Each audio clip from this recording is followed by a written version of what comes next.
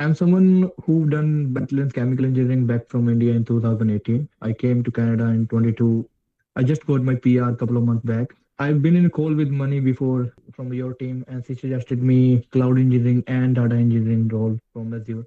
So right now I'm a bit confused between those. I've been searching for that for the Azure cloud engineering. Is it the right role for my profile?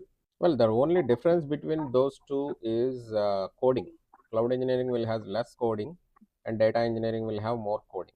Both will be on Azure, Azure Cloud and Azure Data Engineering.